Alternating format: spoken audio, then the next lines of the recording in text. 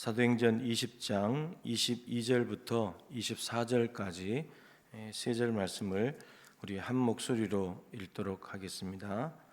보라, 이제 나는 성령에 매여 예루살렘으로 가는데 거기서 무슨 일을 당할는지 알지 못하노라. 오직 성령이 각 성에서 내게 증언하여 결박과 환난이 나를 기다린다 하시나 내가 달려갈 길과 주 예수께 받은 사명 곧 하나님의 은혜의 복음을 증언하는 일을 마치려 하면은 나의 생명조차 조금도 귀한 것으로 여기지 아니하노라. 아멘. 피로 세운 땅이라는 제목으로 정성일 목사님 말씀 전해 주시겠습니다.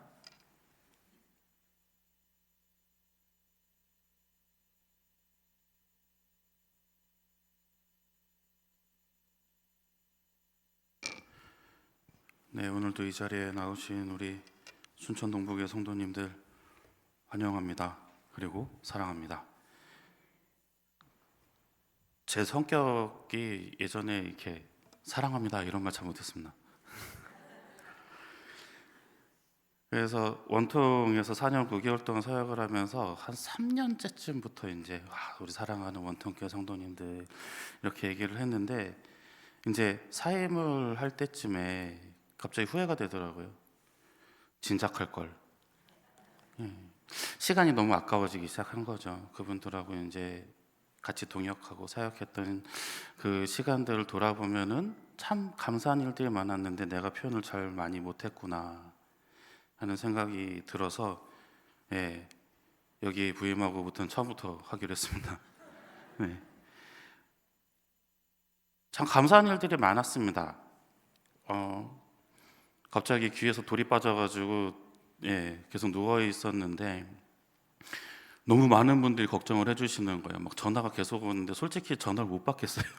이게 막 어지러운데 전화를 받을 수가 없어갖고 첫날에는 전화도 못 받았습니다. 그랬더니 문 밖에 막 음식들을 막 이렇게 막 쌓아두셔서 건강할 때보다 더 많이 먹고 또 걱정도 많이 해주시고 병원도 소개도 해주시고 또 안내도 많이 해주시고 또 함께 또 낫기를 함께 기도해 주셔서 너무 감사했습니다. 한 3년쯤 전에도 그런 일이 있었고 그리고 이번에 이제 3년 만에 이제 또 이제 돌이 빠졌는데 여기에 와서 너무 신났나 봐요. 할 일들도 많고 막 하고 싶은 일도 많고 또 청소년부 아이들도 너무 이쁘고 너무 잘 하고 있어서 또 막 계획들을 세우고 사람들을 만나다 보니 제 체력보다 더 많이 제가 뛰어다녔나 봅니다. 앞으로는 조심하겠습니다. 오늘은 이제 이 순교에 대해서 그리고 하나님이 이 대한민국을 얼마나 사랑하는지에 대해서 여러분하고 좀 나눠보려고 합니다. 순교라는 것에 대해서 우리가 한번 생각해 볼 텐데 순교가 어떤 의미를 가지고 있는지 혹시 아실까요? 순교라고 하면은 뭐 주님의 맡은 사명을 감당하다가 목숨을 잃는 것이라고 우리가 단순하게 생각이 되잖아요. 그런데 거기에 전제 조건이 붙어 있습니다. 그 일을 행하면 내가 죽임을 당할 걸 알면서도 여기를 가면 내가 죽는 줄 알면서도 가는 것, 하는 것, 그것이 진정한 의미의 순교입니다. 여기 옆에 이제 한 2시간쯤 가면은 증도에 가면 문준경 전도사님 기념관이 있잖아요. 제가 이제 사역을 맨 처음 시작했을 때가 멀티미디어 간사부터 시작했습니다. 그래서 그 교회는 국내 성지 순례를 이렇게 쭉 훈련을 시키시던 교회였어요. 그러면 꼭 이제 내륙 지방의 거의 끄트머리에는 이제 증도에 가서 그때는 이제 문준경 전도사님 기념관이 없었고요. 증도 증산리교회라고 이제 그 전도사님이 사역하던 교회 그리고 그 증산리교회에서 조금만 이제 그 개펄적으로 나오면 이제 순교하셨던 그 장소가 있습니다. 거기를 이제 가서 이제 그 목사님의 설명을 듣는 거죠. 그 이제 북계군이라고 하죠. 6.25 때 한국 전쟁 당시에 북계군이 증도로 쳐들어왔을 때 문준경 전도사님은 거기 없었어요. 이미 소식을 듣고 목포로 피신해 있었습니다. 근데 소식이 들려오죠. 문준경 전도사님이 이제 결혼을 했지만 자식이 없었어요. 남편이 거의 기르던 개 취급도 안 했거든요. 결혼하자마자 밖으로 다니시고 식사도 같이 안 했대요. 기르던 개하고 밥을 같이 먹느냐라고 이야기하셔서 시아버지가 굉장히 안타까워하면서 이제 거둬 주시기는 했지만 자식이 없었습니다. 그리고 이제 따로 이제 살면서 그 지금 이제 있는 서울신학대, 그러니까 이제 성결교회에서 만든 신학교를 가서 거기서 이제 전도사 사역을 하면서 이제 선교 사역을 한 거거든요. 저 전도 사역을 섬들을 다니면서 그때 딸처럼 아끼고 너무 이쁜 아이가 하나 있던 거예요. 젊은 청년이겠죠. 그 청년이 잡혔어요. 그래서 목포에 거기 선교사님과 목사님과 많은 사람들의 만류에도 불구하고 뿌리치고 증도로 다시 들어가셔요. 그리고 다 놔줘라, 내가 잡혀 들어갈 테니 라고 하시고 거기서 순교 나가십니다. 그것이 순교죠. 우리가 얘기하는 순교의 진정한 의미입니다. 제가 이제 배운 게 도둑질이라고 원통교회에서도 청년부와 청소년부를 데리고 한 번씩 국내 성지 순례를 갔습니다. 증도에 있는 문중현 전도사님 기념관을 가고 거기에 이제 그 영화를 제작을 했어요. 그 영화도 보여주고 아이들한테는 충격이죠. 어디를 갔었냐면 이제 진해에 가면 그 주기철 목사님 기념관이 있고 또 옆에 이제 여수에 가면 손양원 목사님 기념관이 있죠. 그리고 증도에 가면 이제 문중현 전도사님 기념관이 있고요. 그리고 이제 영광 가면 염산교회라고 77명 교회 전체 인원이 목에 돌을 매달고 물에 빠뜨려서 죽은 교회가 하나 있습니다. 그 네 군데를 이제 돌아보고 아이들에게 감상문을 쓰라 그랬더니 아이들이 대부분이 이런 말을 해요. 왜 죽기까지 해야 되죠? 그 뒤에 조금 더 자기가 훗날을 도모할 수도 있고 피해 있다가 더 하나님의 복음의 사역에 집중할 수도 있는데 꼭 죽어야 하나요? 라는 것이 아이들의 질문이었어요. 근데 그게 비단 아이들의 이야기만이 아니었던 것 같습니다. 무모한 것에 자꾸 시도하는 것처럼 보이는 사람들은 불나방이라고 표현하면서 그만하라고 말리는 사람도 있어요. 가지 말라고 말리는 사람들도 있고요. 하지 말라고 하시는 분들도 있습니다. 어찌 들어보면 그 말이 맞는 것 같기도 하죠. 안 돼, 거기는 아무리 해도 되지 않아.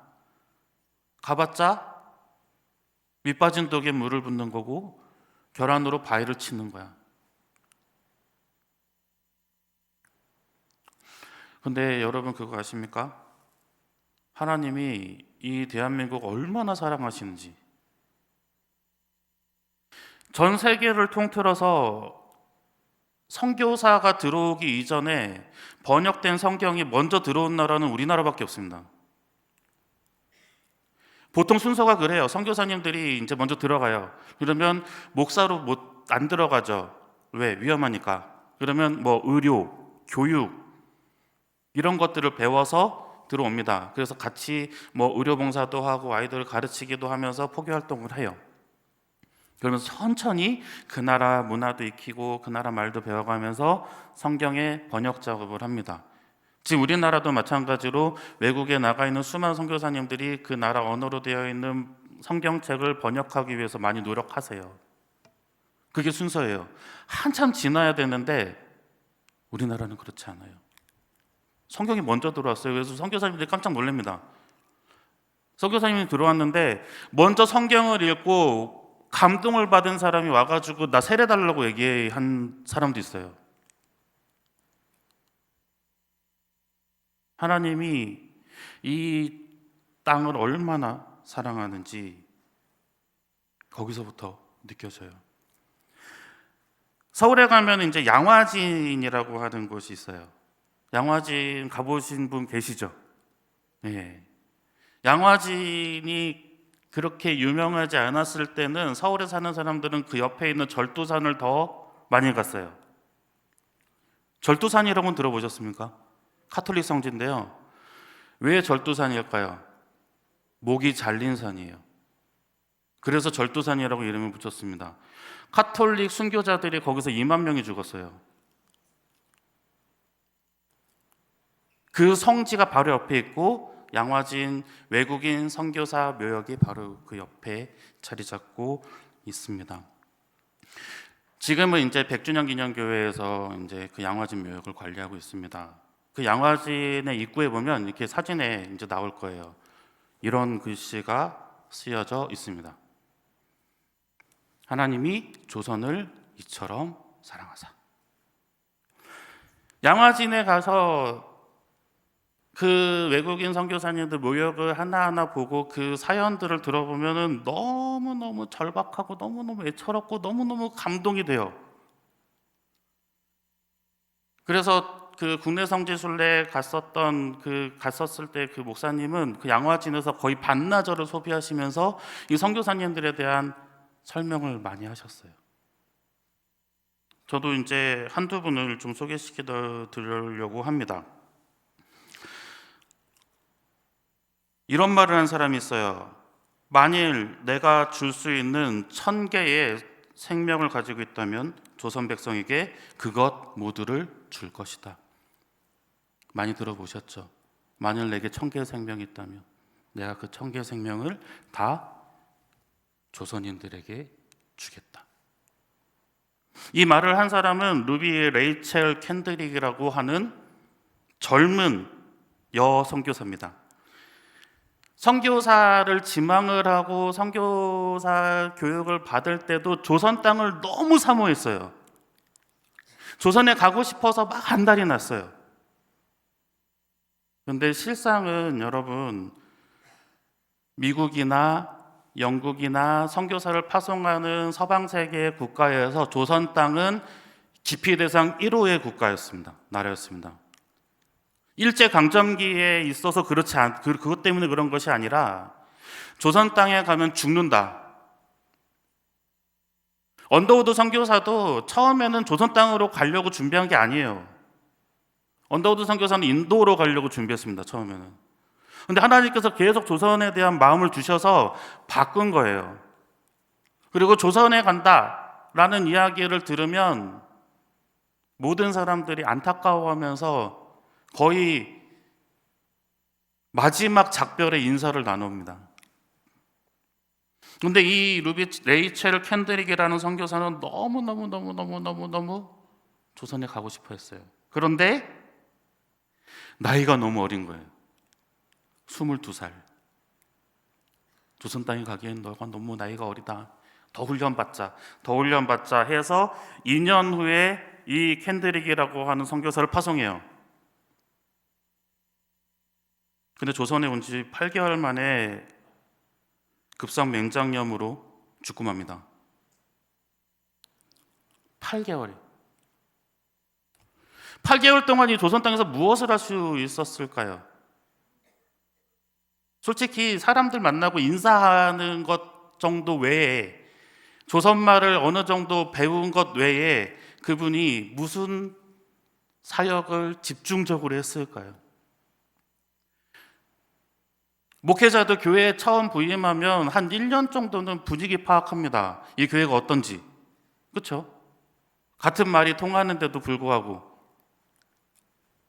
거의 할 수 있는 게 없었을 것 같아요. 그런데 이 루비 레이첼 캔드릭이라고 하는 이 선교사는 본국으로 보내는 그 편지마다 이 한국에 대한, 조선에 대한 자랑을 너무 많이 해요. 너무 아름다운 곳이고 너무 좋은 곳이고 내가 이곳에서 할 사역들이 너무나 기대된다는 말들을 계속 써서 보냅니다.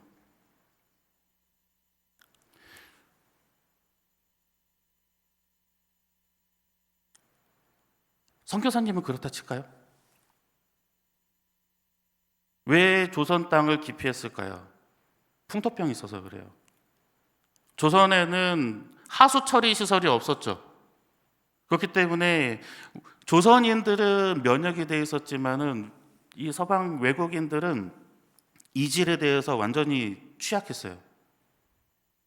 이질로 많이 죽었습니다.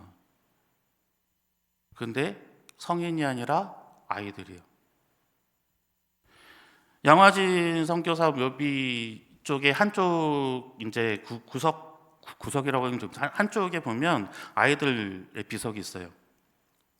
그러면 비석에는 어떤 게 들어가죠? 태어난 해, 죽은 해. 태어난 해와 죽은 해가 같은 아이도 있어요. 그 해에 태어나서 그 해에 죽은 아이도 있습니다. 그 해에 태어나서 그 해에 죽었어요. 근데 부모님이 그걸로 좌절하지 않고 쓰러지지 않고 아동복지회를 만들죠. 그게 홀트입니다. 이런 열매들이 너무나 많이 있어요. 지금 우리나라에. 그래서 우리가 감사해야 됩니다. 이 조선 땅에 너무 많은 선교사들의 죽음이 있었고요. 너무 많은 안타까움과 고통들이 묻어 있습니다. 그 죽음과 안타까움들로 인해서 그 피로 인해서 한국교회가 지금 여기까지 살아있는 거예요.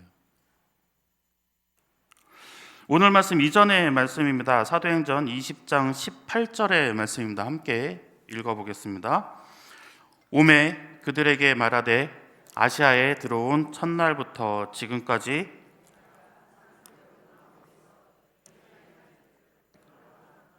아는 바니. 아멘. 바울은 아시아의 여러 교회를 다니면서 그 안에서 그리스도를 전하는데 온 힘을 다했습니다. 바울의 소원이 무엇이었을까요? 바울의 소원, 순교하는 것. 순교하는 것.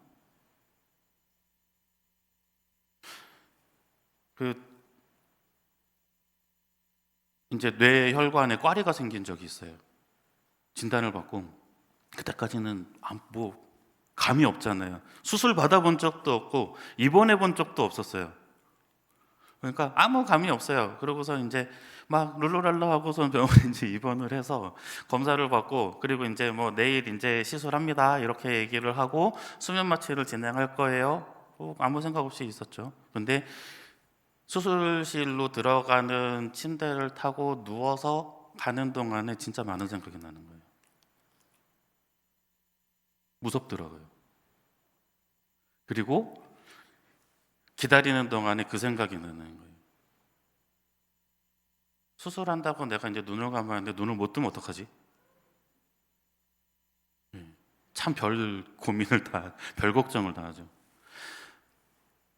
문을 못 뜨면 어떡하지라는 그 생각이 드니까 더 무서워지기 시작했어요. 잠깐만, 내가 그럼 안 한다고 해야 되나? 막 이제 별의별 생각을 다 하다가 도망갈까? 막 이러다가 갑자기 그 생각이 드는 거예요. 눈을 못 뜨는 게 더 좋지 않나? 하나님 나라 가잖아요. 하나님 나라를 들어갈 수 있는 상황이 생긴 거잖아요. 비록 내가 순교하진 않지만 이 땅에 사는 게 좀 많이 더 고통스럽긴 한데 하나님 나라에 가는 게 더 좋은 거 아닌가? 라는 생각이 드니까 갑자기 마음이 편해지는 거예요. 그리고 마취과 의사선생님 오셔가지고 토닥토닥 해주셔서 잠들었죠. 그리고 눈을 떴습니다. 눈 뜨자마자 허리가 너무 아프더라고요. 그 차가운 그 딱딱한 그 수술대 위에 이제 한 4시간을 이제 있다가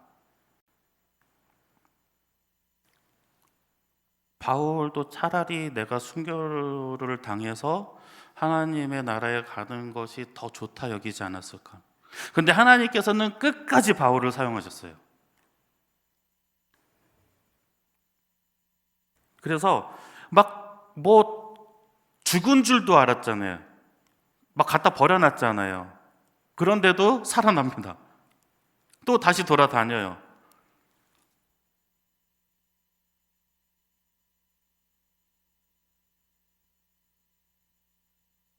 그래서 바울은 이제 마지막으로 내가 예루살렘에 가서 예수 그리스도를 전할 때에 분명히 난 죽을 줄 알았어요. 그 말씀이 오늘의 말씀입니다. 오늘 말씀 22절의 말씀입니다. 함께 읽어보겠습니다. 보라, 이제 나는 성령에 매여 예루살렘으로 가는데 거기서 무슨 일을 당하는지 알지 못하노라. 아멘. 바울도 그곳에서 자신이 무슨 일을 당할지 모른다고 고백했습니다. 에베소 교회 장로들도 에베소 교회에서 지금 설교하는 내용이에요. 장로들도 다 바울을 말려요. 가지 마세요. 가면 죽습니다. 왜 그곳에 가려고 하십니까?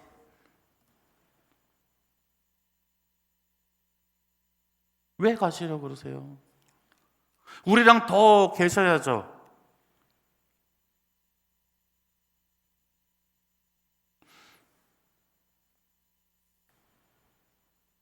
그 질문에 대한 답변이 23절과 24절에 나와 있습니다. 함께 읽어보겠습니다. 오직 성령이 각 성에서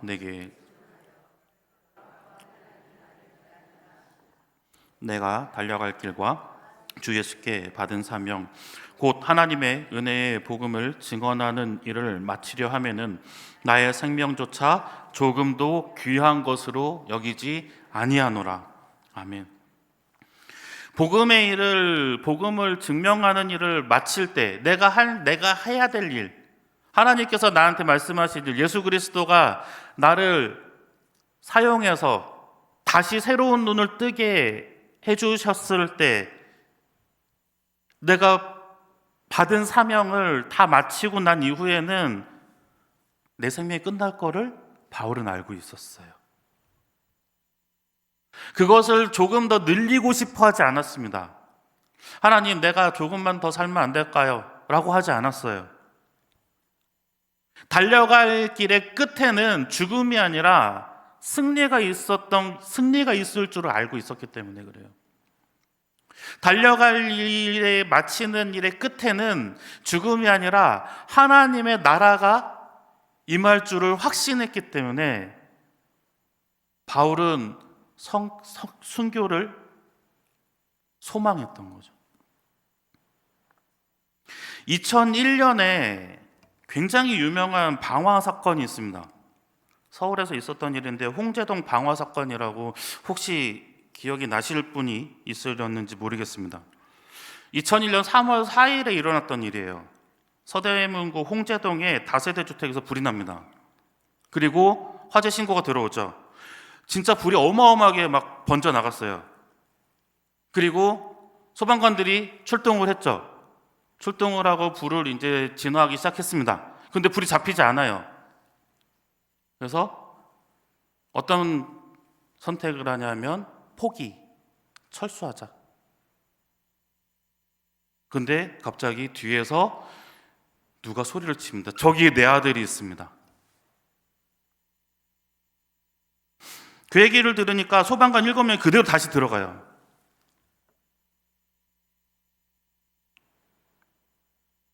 저기에 내 아들이 있어요! 막 이렇게 소리를 엄마가 막 질러대니까 뛰어 들어갑니다. 그런데 소방관 7명이 그대로 매몰돼요. 불구덩이 속에서. 4시간 만에 한 명씩 이제 나와요. 소방관들, 밖에 있던 소방관들은 자기 동료가 들것에 실려가지고 앰뷸런스에 실려가는 거 보고서도 불길을 잡고 아들이 있다고 하니까 그 아들을 찾기 위해서 온갖 노력을 다합니다. 그러면서 계속 들려오는 소식이 있어요. 동료들이 계속 죽었다는 소식이 들려요. 결국에 7명 중에 6명이 죽습니다. 그런데 너무 어이없는 일이 있어요. 그 아들이 거기에 없습니다. 그 아들은 외삼촌 집에 있었어요. 그리고 그 불낸 사람이 아들이에요.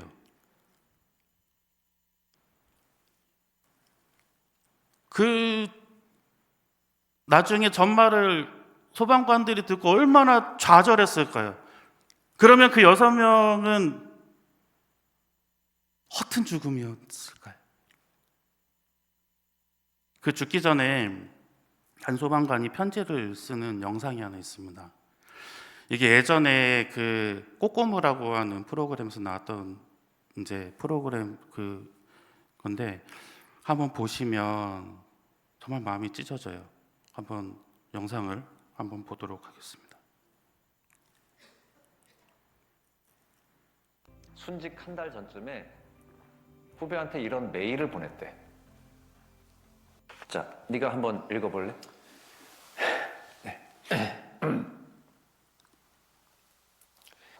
의사의 역할도 남의 목숨을 구하는 일임에 틀림이 없지만 자신을 내던지면서 구하지는 않지 않는가? 나는 남의 목숨을 구하기 위해 자신의 목숨을 내던질 수 있는 이 직업에 만족하네. 사람의 목숨을 살리기 위해 내 한 목숨 선선하게 내던질 수 있다는 것, 나는 이것을 하나의 성직으로 여긴다네.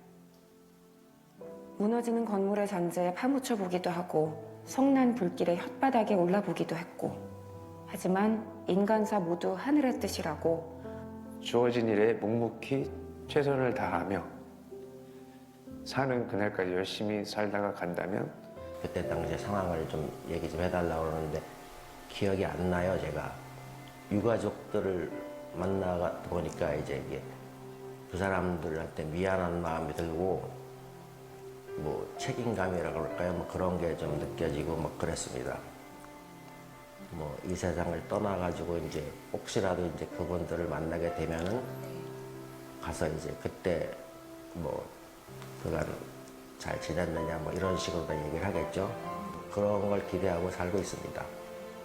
만약에 같은 상황이 또 온다면 들어가야죠. 저 인터뷰하시는 분이 유일하게 생존하신 분이에요. 근데 같은 상황이 또 온다면 1초도 망설이지 않아요. 들어가야죠. 저 6분의 죽음으로 인해서 소방관들이 120만 원짜리 방화복이 아니라 8만 원짜리 방수복을 입었다는 게 밝혀졌어요. 그것도 자기 돈으로 사서 입었습니다.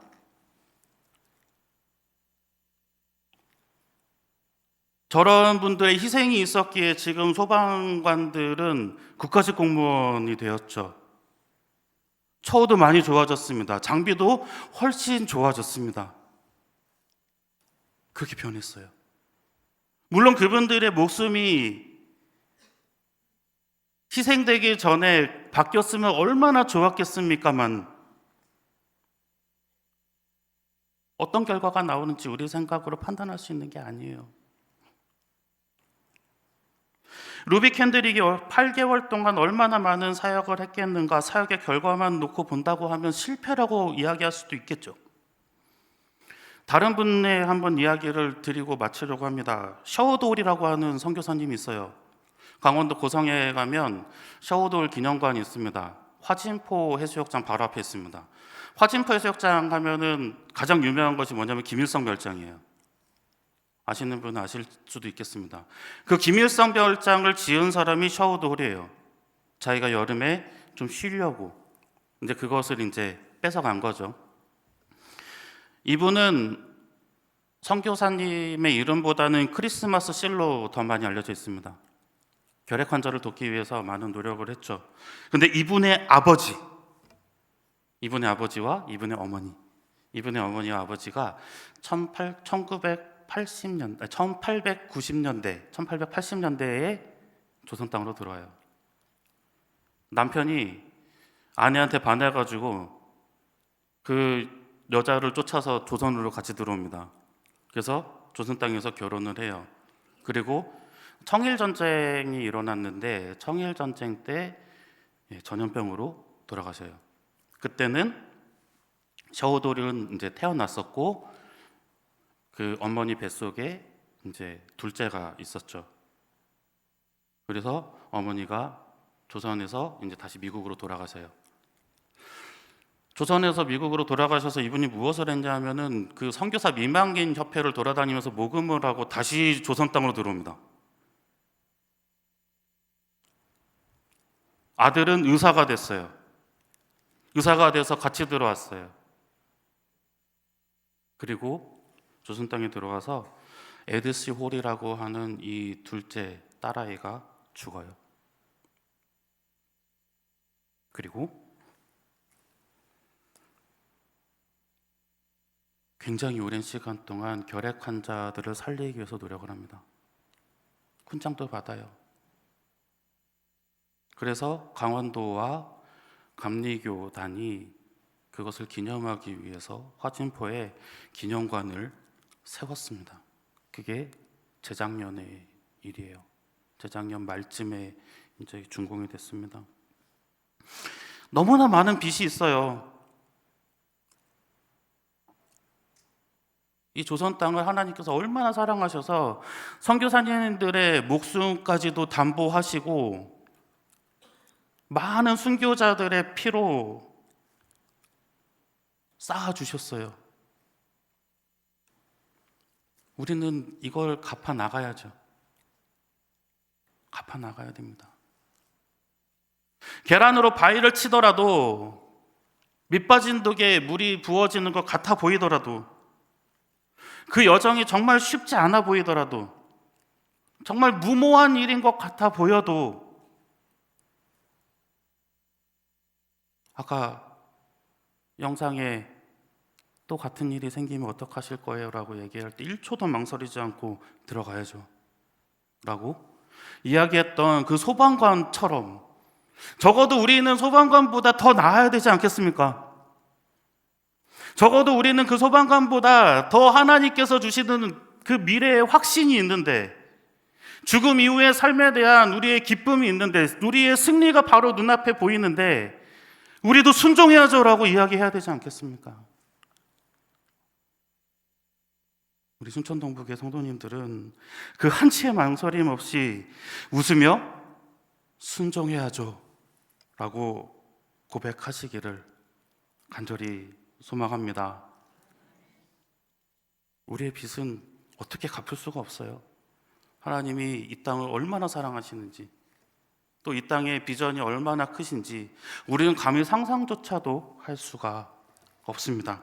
하지만 우리는 할 수 있는 게 있죠. 순종이. 그 빚을 갚아 나가시는 우리 순천 동부교회 성도님들 되시기를 간절히 소망합니다.